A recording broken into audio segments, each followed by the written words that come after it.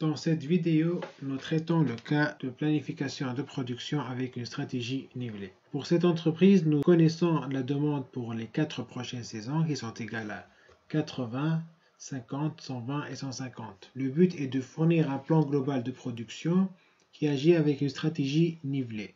Pour une stratégie nivelée, il faut que la quantité produite à chaque saison soit toujours la même, c'est-à-dire qu'il faut suivre un rythme constant de production.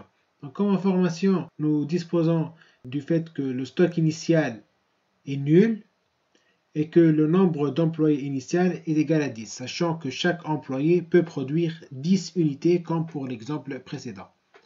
Donc, commençons maintenant par la production. Donc, pour la production, nous avons besoin d'une quantité à produire qui est égale à 400, qui découle du fait que nous avons une demande totale qui est égale à 400, donc 80 plus 50 plus 120 plus 150, ça nous donne 400, moins le stock initial qui est égal à 0. Donc, nous avons besoin de produire 400 unités pendant 4 saisons. Étant donné que nous allons faire une production qui est constante sur 4 périodes, donc la production saisonnière sera égale à 400 divisé par 4. Donc ça nous donne une production qui est égale à 100 à chaque saison. Donc à chaque saison, je dois produire 100 unités.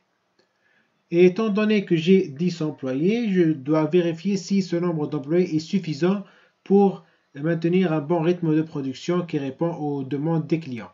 Donc 10 employés, chaque employé peut produire 10 unités, donc ça me permet de répondre à une production qui est égale à 100.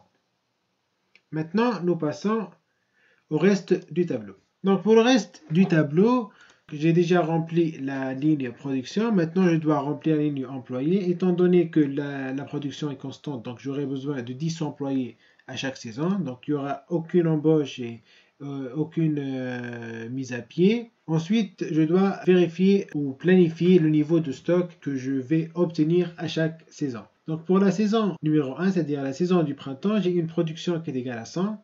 J'ai une demande qui est égale à 80. Et le stock initial, c'est-à-dire avant la saison du printemps, est égal à 0. Donc le stock que je vais avoir cette saison sera égal à 20. Donc ce 20 découle de la production actuelle, c'est-à-dire la production du printemps qui est égale à 100, plus le stock initial qui est égal à 0, moins la demande qui est égale à 80. Donc ça nous donne 20. Ensuite, pour l'été, j'ai une production qui est égale à 100, plus un stock initial, un stock du début pour l'été qui est égal à 20, donc ça fait 120 unités disponibles, moins 50 unités qui seront consommées durant l'été, donc j'aurai un stock final qui est égal à 70. Ensuite, pour l'automne, j'ai une production qui est égale à 100, plus un stock qui est égal à 70, donc ça me donne 170 d'unités disponibles. Parmi ces 170, il y aura 120 unités qui seront consommées pendant l'automne pour répondre à la demande. Donc, j'aurai un stock qui est égal à 50. Ensuite, pour l'hiver, j'aurai une production qui est égale à 100, un stock de début qui est égal à 50, donc ça fait 100 plus 50, moins ce qui va être consommé, c'est-à-dire 150, ça me donne un stock final qui est égal à 0. Maintenant, je dois calculer les coûts de stockage et les coûts d'embauche et de mise à pied, comme j'ai fait pour le plan global de production précédent. Donc ici, nous avons les quantités disponible en stock. Donc pour chaque unité disponible en stock, je dois payer 200 $.